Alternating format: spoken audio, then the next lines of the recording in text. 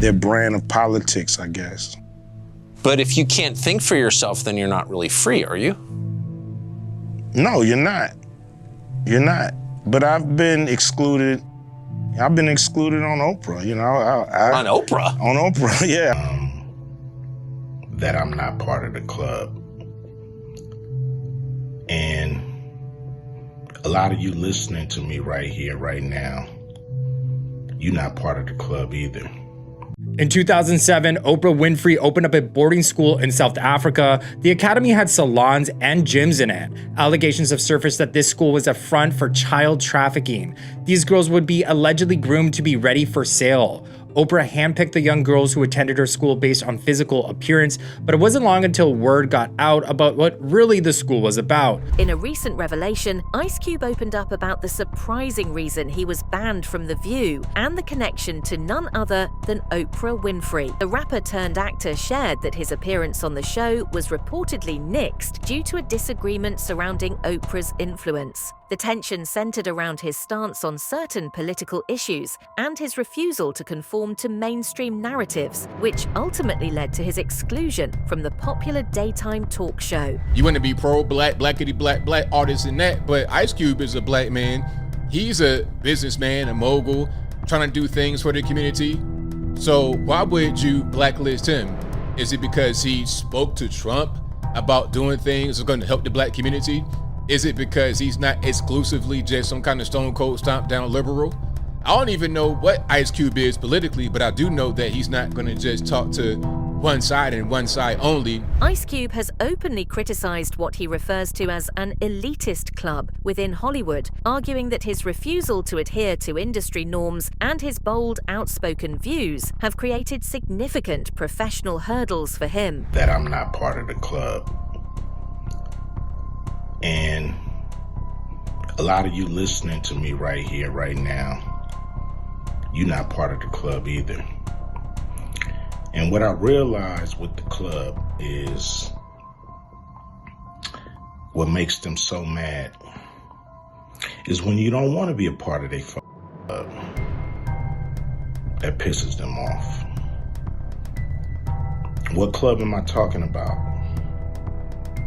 I'm talking about the club of gatekeepers that we all got to deal with.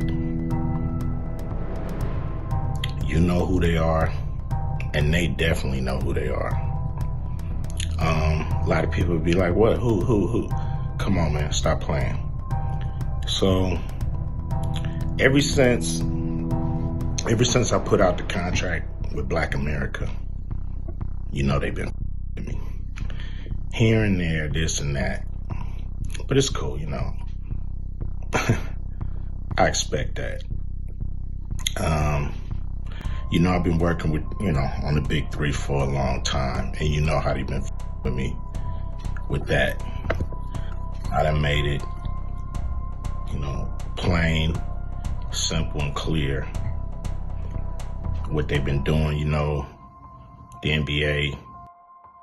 Now, a lot of people might say, like, well, but Cube, you want to work with the NBA. Really, I don't give a about working with the NBA. What I want them to do, when I say work with us, is to stop working against us. Stop doing that bullshit behind the scenes that we know you're doing. Mainstream media, they ain't this. And that's cool. We can do it ourselves, you know what I'm saying? We still on the rise without these motherfuckers.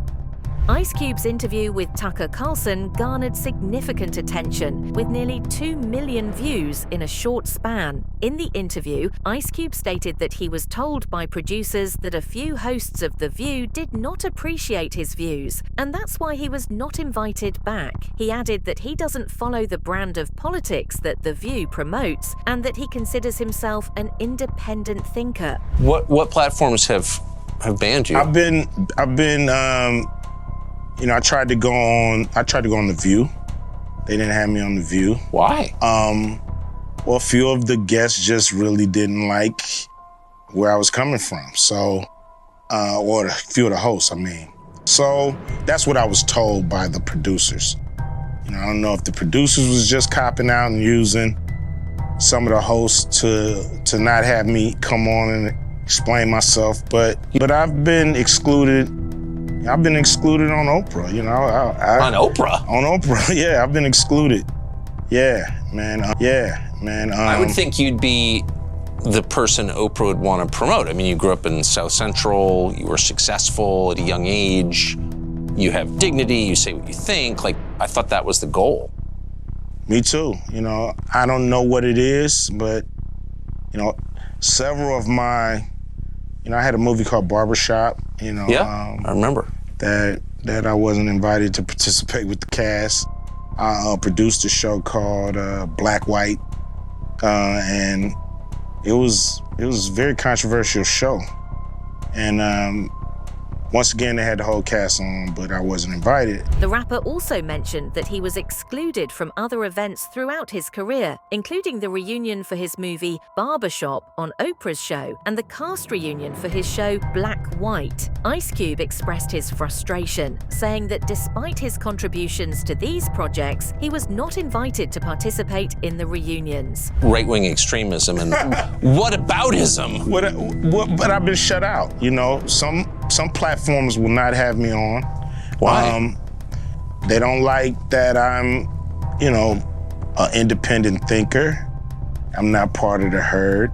I'm not part of the go along to get along gang, so to speak. So, you know, I'm an outsider. And so, you know, I'm not part of the club. Ice Cube is shaking up the gatekeepers just by making appearances with Tucker Carlson, Joe Rogan, Piers Morgan. He's having an impact.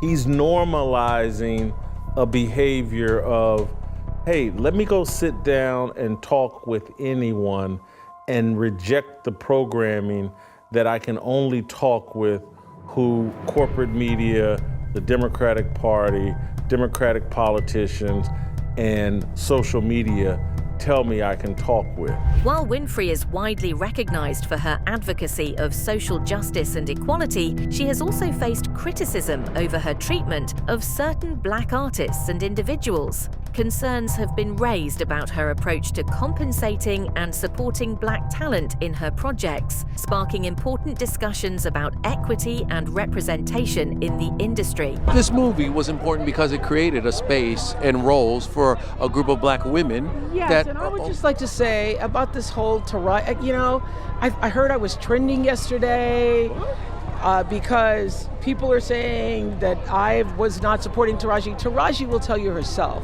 that I've been the greatest champion of this film, championing not only the behind-the-scenes production, but also everything that everybody needed. So whenever I heard that there was something that people needed, I'm not in charge of the budget because that's Warner Brothers. You know, that's the way the studio system works. And we as producers, everybody gets their salary. That's negotiated by your team. And so whenever I heard there was an issue or there was a problem with the cars or there was a problem with the food, I would step in and do whatever I could to make it right. You need to surround yourself with people who are going to stimulate, inspire, and lift you up, who are going to give you energy and not take energy away from you. And if you're around people who are taking energy away from you, that's an energy drain. And that is the sign from your instinct, your inner voice, your intuition to say, let them go. Wow. Yeah. Henson specifically mentioned that she and other Black actors, including those working on The Color Purple, received lower pay compared to their peers, leading to significant backlash against Oprah, who co-produced the film. Well, Oprah Winfrey is hitting back at claims that she created a negative experience for the cast during the filming of The Color Purple. Now, speculations started when one of the film's stars spoke out about being paid inadequately in Hollywood, as well as criticising production for making cast members drive themselves to set in rental cars. But the media mogul has shut all of those rumours down, saying there's no bad blood between the pair. Critics, including prominent figures like rapper 50 Cent, have accused Oprah of disproportionately targeting black men in her support of the hashtag #MeToo movement. For example, 50 Cent criticized her for focusing on allegations against black figures such as Michael Jackson and Russell Simmons, while seemingly overlooking similar accusations involving white men in Hollywood. Right, and I recently saw you on Oprah's special, so how are y'all getting along and have y'all spoke after this? I'm gonna be honest with you. I didn't have anything against Oprah. You just called her a bitch. I'm gonna tell you why. You named your dog Oprah, didn't you? Yeah, I did. That? Look. I remember that. No, look. Every time she made a mention to hip hop culture, it was something that was wrong with it, and it was something that was on my CD that was the largest debut in hip hop album. You're looking at it and you're saying that everything that's wrong with our culture is why I'm a success. Wow. So when I actually got a chance to talk to her, she was like, I never thought about it like that. She's not where she's at by accident. Howard Stern, the Candid radio host, has also made waves by accusing Oprah Winfrey of exploiting her employees. On his Sirius XM show, Stern took aim at Winfrey for flaunting her wealth on social media, frequently showcasing her lavish lifestyle and employing a sizable staff to maintain her properties. He argued that her behavior seemed tone deaf to those facing financial hardships and implied that her employees could be caught in a high-pressure work environment. Mentioned videos of lavish parties with private chefs and people he said service her.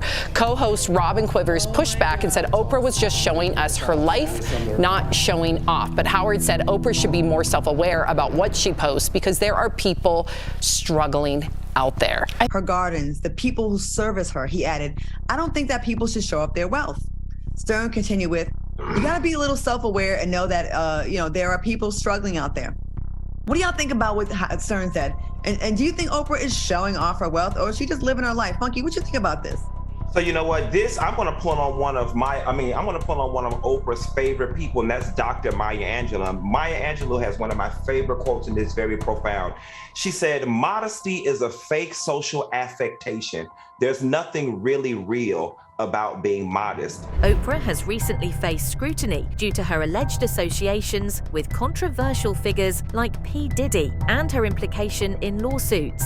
Actor Mel Gibson has openly criticized her, tying her to allegations of complicity in unethical practices within Hollywood, particularly concerning trafficking and systemic exploitation. Diddy and Oprah have connections reaching back years, including attending many Diddy parties with Harvey Weinstein. Mel Gibson exposed that Oprah is involved in transporting not-of-age youngins with an estimated 1,000 kids going unaccounted for. Speculation surrounds Oprah's Maui property, which has hidden pathways leading between her buildings, and sources suggest she learned how to build these pathways through Diddy. Denzel Washington has spoken on practices Oprah follows that pays black actors less. A big part of the confusion and shame for child victims is that the attention and the seduction from the predator, who is probably gonna be somebody you know.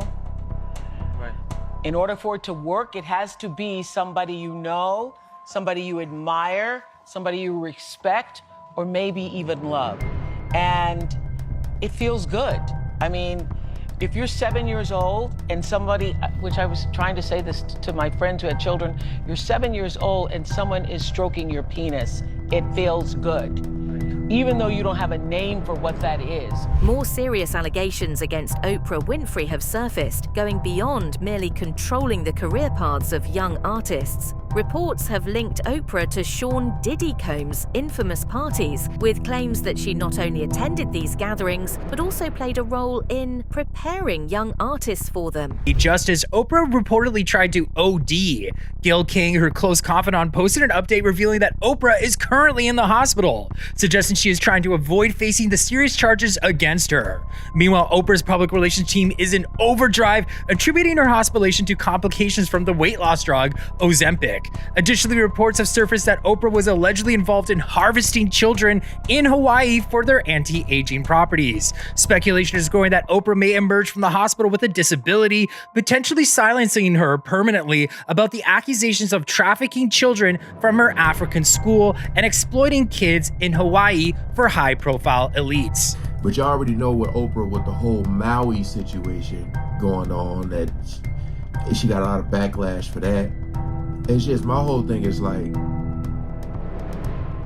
saying nothing is almost worse. Cause like, it's not like you gotta say, oh, I need to wait to see. You don't need to wait. Everybody in the world done seen that video. Attorney Tony Busby has recently leveled similar accusations against Diddy, alleging that the music mogul used coercive tactics to manipulate young artists during auditions. Busby claims that Diddy exploited his considerable influence over aspiring talent, enticing them with promises of fame and a shortcut to success, only to later place them in uncomfortable situations where they felt compelled to meet his demands in exchange for career advancement. So several of these events occurred at auditions. Many times, especially young people wanting to break into the industry, were coerced into this type of conduct in the promise of being made a star, or in the promise of having Sean Combs listen to their tape or even let them read for Sean Combs. Against Sean P. Diddy Combs, a Texas attorney says he now represents, get this, 120 alleged victims, male and female, adults and children, whose allegations span more than 30 years. The accounts of the alleged victims have not been fully vetted, but their claims involve drug-fueled sexual assaults similar to what the feds described in their criminal indictment of the music mogul. Diddy's currently sitting in a federal jail awaiting trial on sex trafficking, racketeering, and conspiracy charges. He pleaded not guilty to all charges, and his attorney once again stated that his client emphatically denies any claim that he sexually abused anyone, end quote. Here's the bottom line. He looked for bail once, couldn't get it. Looked for it twice, couldn't get it. Attorney Tony Busby has revealed that 25 underage victims have individually filed lawsuits against Diddy, each alleging various forms of misconduct. These cases are distinct individual filings, a decision Busby says underscores the unique and personal nature of each victim's experience. By treating each case separately, the legal process allows for a more detailed examination of each victim's account, giving them a chance to present specific evidence and testimony relevant to their claims. 25 of the 120 individuals who are plaintiffs in these cases were minors at the time of the acts complained of. The time frame of the acts complained of is very wide. The conduct at issue spans from the years 1991 all the way till this year, 2024. If you wonder why there are so many alleged victims, that's your answer. We're talking about more than 25 years of this type of conduct. Critics have started to draw parallels between Oprah Winfrey and Sean Diddy Combs, suggesting that their alleged roles in larger conspiracies are now facing increasing scrutiny within the entertainment industry. This is what so many people don't understand. A big part of the confusion and shame for child victims is that the attention and the seduction from the predator, who is probably gonna be somebody you know. Right. In order for it to work, it has to be somebody you know, somebody you admire, somebody you respect, or maybe even love. And it feels good. I mean, if you're 7 years old and somebody, which I was trying to say this to my friends who had children, you're 7 years old and someone is stroking your penis, it feels good. Even though you don't have a name for what that is, it feels good. Corey Feldman has long been a vocal advocate for exposing the darker side of Hollywood, particularly the exploitation of young actors. Having endured trauma himself as a child star, Feldman has dedicated years to speaking out about the inappropriate behavior he both witnessed and suffered within the entertainment industry. He has consistently described a pervasive culture of predatory actions where powerful figures leverage their influence to manipulate and exploit vulnerable young talent. Freeze. You're in shock. I mean, children aren't supposed to handle that sort of stuff. I can tell you that the #1 problem in Hollywood was and is and always will be pedophilia. Nobody talks about pedophilia. It's the big secret. And it's widespread? Oh yeah. I was surrounded by them. I'm saying that there are people that were the people that did this to both me and Corey that are still working, they're still out there, and they're some of the richest, most powerful people in this business. And they are And they do not want me saying what I'm saying right now. Are you saying that they're pedophiles? Yes. And that they're still in this business? Yes. And it seems like Diddy was checking to see if Justin was wearing some sort of wire before he uttered this veiled warning. As I'm sure you're aware, Diddy is being investigated for human trafficking, and it's alleged in the Little Rod lawsuit, he would take advantage of men and women under the age of 16. After Little Rod announced his lawsuit, Justin Bieber allegedly had a relapse and a mental breakdown. His alleged OD made wife's Hailey Bieber's dad ask people to pray. What do you think about the allegations against Oprah? Drop your thoughts in the comments below.